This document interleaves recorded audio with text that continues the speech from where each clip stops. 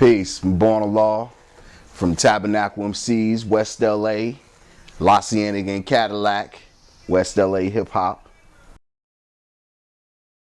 Growing up, it was definitely the soul music. My grandmom, she was always into the Aretha Franklins, Wilson Pickett, the OJs, Barry White. I'm a big Barry White fan. I'm a big OJ fan. My mom's and them was really into like the Whispers. I'm a big Whispers fan. GQ. My family came up in the disco era because I moved out here. I was born in New York and I moved out here as a child when I was 4. Disco was popping, and then my parents was relatively young people, man, so I used to always see them getting dressed, going out, going to see these cats, you know what I'm saying, especially different places around LA. It was a lot of clubs, especially in LA during the time. So that's what I came up off of, really just the soul music and stuff like that. That was always my thing. Actually, the way I got started in the game, because since I was born in New York, and I would always go there for the summer times and hang out and stuff. So I was always privy to music that wasn't coming in to LA. But especially me and my best friend, he was from Philly.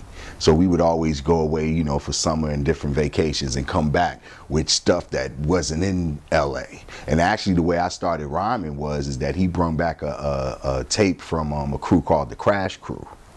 And what we used to do is since nobody knew the music, we would redo the Crash Crew, and he was Bistro and I was Reggie Rand. Everybody was a character in it, but nobody knew, and that's how I actually started rhyming, saying Crash Crew rhymes. And then eventually I started writing for myself, so that's when I really started getting the early, like, okay, this is something that I want to do. And I was 12 years old in the 7th grade. And then when Run DMC came, I tell people all the time, my style is really an advanced version of DMC. DMC was always the lyricist to me, man, and that's how I came up, man. I was a huge Run DMC fan, homie. That's when I knew it was real, man, from the gate. Soon as they came out, man, that's how I was on it.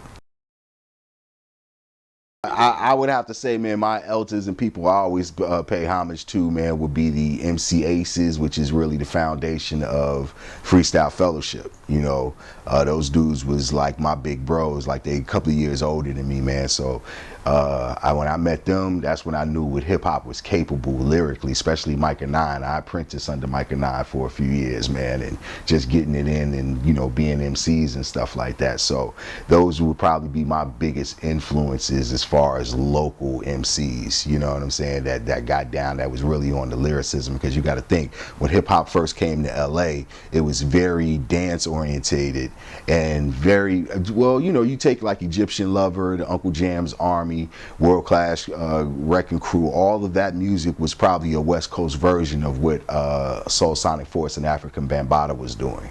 So that was really the thing. But it was hard for me at the time, especially being a new MC, to rhyme over those type of beats. So I was always more privy and cling to more of the East Coast style music, because I couldn't rhyme over that fast stuff, like the slow patterns. And I love Egyptian Love. I'm a huge fan. You know what I'm saying? The women here are all so cute. Come on, man. You heard me? You know what I'm saying? So, but the way we rhymed and the patterns at the time, you know what I'm saying, I was more traditionally rhyming over Houdini, 5 minutes of funk and that type of stuff. That's the stuff that I was more comfortable rhyming over. So, but yeah, that's in LA, that's what it was, man. That's where we all come from, man. You can't talk about West Coast hip hop, man, without bringing in Uncle Jam's Army, bringing in Egyptian Lover, Mixmaster Spade. You gotta have that conversation. Toddy T, you know what I'm saying? Even LA Dream Team, Rockberry, but a lot of times we tend to shun that off because it wasn't as tough as the traditional West Coast stuff, which is the NWA family bloodline, you know what I'm saying? We try to shun off the disco stuff, but we need to hold on to it still, because it's nothing different than what African Bambaataa and them was doing. Well, I came up as a battle rapper, so that was the whole thing, man. The whole thing was a competitive thing. I had a big ego, and I just used to go in. When I came in the game, my name, as corny as it was, I was MC Cool with a K, you know. And that's how I got in, just battling scene, especially in junior high school and stuff like that, man. That's all it was. Nobody was putting out no music, you know, and a lot of people didn't have access to recording and stuff like that. So all it was me standing here and rhyming, and if you think you better than me rhyming against you. I had no other outlet of the music other than, you know, vocally saying what I could do and competing. That's where it all came from for me. And moving up to Movement X, because my first music that I ever put out, man, was I wrote a song for the New Kids on the Block when I was 14, a song called Are You Down? So that was the first time that I was actually published, and I was 14, and it was so funny how naive I was. My family didn't know nothing about it, but the one thing I can never forget, my auntie took me to get the song registered, because the guy that I got on to do the song with, he was from Columbia Records, so he was paying me with Fresh Fest tickets, you know what I'm saying? He would come and just bring me, I would be able to take my whole hood to go to Fresh Fest at the Coliseum and all the big shows. Like, that was my payment, you know? So that's when I realized that I could start making bread at it and getting into the game. And what changed me to start doing the Movement X thing is that during my rebellious years, my mom sent me to live with my father in New York, and I went to school in the Bronx. And my school was nothing but 5%ers in there. So in October of 1987, I got the knowledge of myself. So when I got the knowledge, that changed my whole scheme of what I rhymed about, what I spoke about. So all that was all things that led me to start doing the Movement X thing. I was still a battle rapper, because when I came back from New York in the scene, it was like, you know, I was still battling, but I had a conscious edge that separated me from everybody, because I went from MC Cool to Lord Mustafa. And during the Lord Mustafa days, that's when I ended up getting the Movement X deal, because Movement X was actually the first rap group signed directly to Columbia Records, which is now Sony.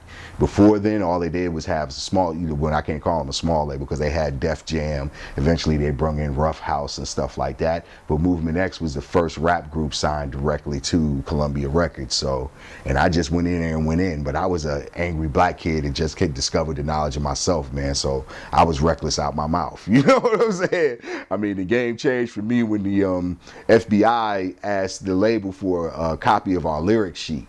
Asked the label, they asked for us, they asked for the lyric sheets of Public Enemy and a couple of people. So they was like, and you got to think, when Movement X came out, I was 19, homie. I didn't give a fuck. I was saying I didn't give a fuck.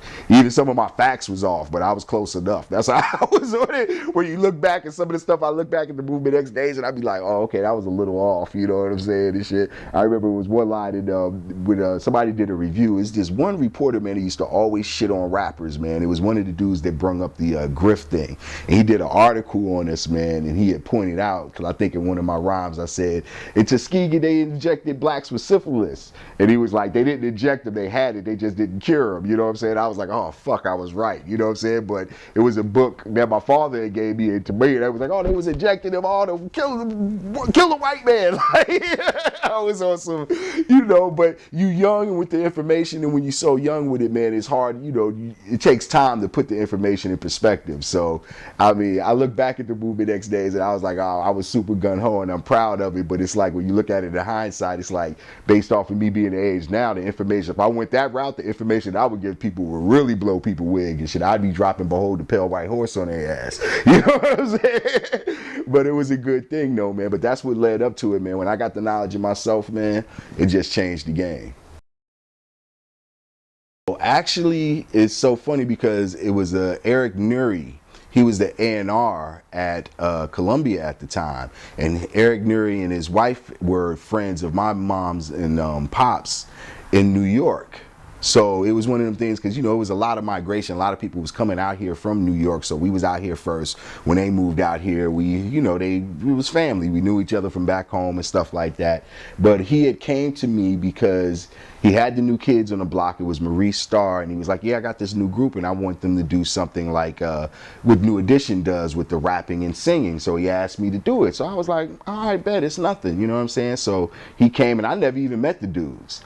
He came, he took me to his house. He was staying in Studio City, and I did a version of the song with me and his son. Did it on 4-track cassette, and you know, he sent it off. And then one day he came to my house with this record with my little name in fine print on the record. And it was so funny because I seen all these names on it, and I was like, you know, but it was so funny because the guy that used to be in Prince's band, Andre Simone, he's the one that actually produced it. So, you know, I seen all the names that I didn't know, you know what I'm saying? But I was like, okay, whatever, my name's on a record. Just being published and being blasted and be able to walk around with the record, that was a big deal to me. It wasn't even about no bread at the time. It was so funny that I never got the money to it, the money from the project, until the Movement X days. And I'm in there at my lawyer's office, and I tell them that I did this song for New Kids on the Block. And they was like, oh yeah, did you ever, you know, would ask me about the outcome. I was like, no, I never got paid for it. And they was like, is your name on the record? I was like, yeah, my name's on the record and stuff. And they went and got that bread for me. So it was funny. I had not only my advance money from the Movement X thing, all of a sudden I got this New Kids on the Block money and shit at 19 years old. Like, I was bossed up like instantly, homie. It was crazy.